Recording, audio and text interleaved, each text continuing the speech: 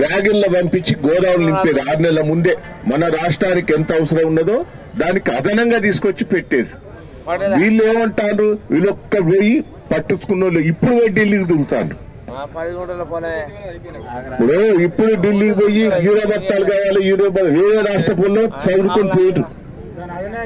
వీళ్ళు రేవంత్ రెడ్డి ఇప్పుడు వాళ్ళు ఏమంటారు, మీరు మీ రాష్ట్రాన్ని పంపించేంత పంపించినాం, మీరు అదనంగా కావాలంటే 6 నెలల ముందే మీరు ఇవ్వాలి కదా అని బీజేపీ వాళ్ళు అంటారు. అంటే ఇద్దరు దొంగ నాటకాలు ఆడతారు. బీజేపీ దొంగ నాటకం ఆడుతుంది, కాంగ్రెస్ వాళ్ళు నాటకం ఆడతారు. ఇది రేవంత్ రెడ్డి గారు చేసిన తప్పే, కాంగ్రెస్ పార్టీ చేసిన తప్పే.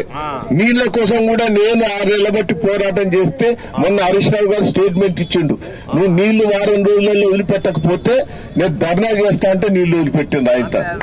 వింటారా? అవి కూడా మనకు వర్షాలు పడ్డాయి కాబట్టి ఇంకా బతికిపోయాను. మనం ఒక్క 10 ఏళ్ల లోపల నీళ్లు రాకుంటే ఎప్పుడైనా ఉన్నాయా?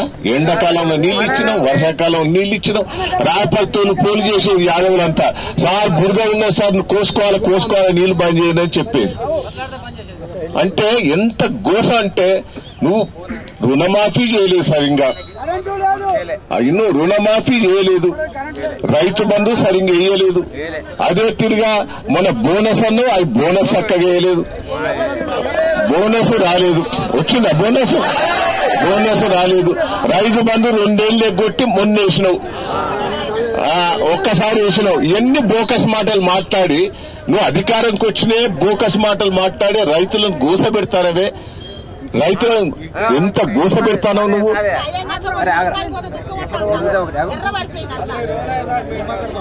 45 రోజులు అవుతాను ఎరువులు కింద వేసేది, వేయకుంటే వేయకపోతే ఉంటాయా?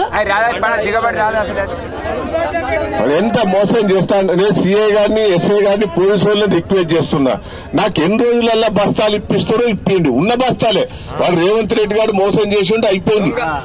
ఆడ ఉన్న బస్తాలు వరంగల్ జిల్లాకు వచ్చిన బస్తాలన్నా 2 ఇస్తామని మీ తుమ్మల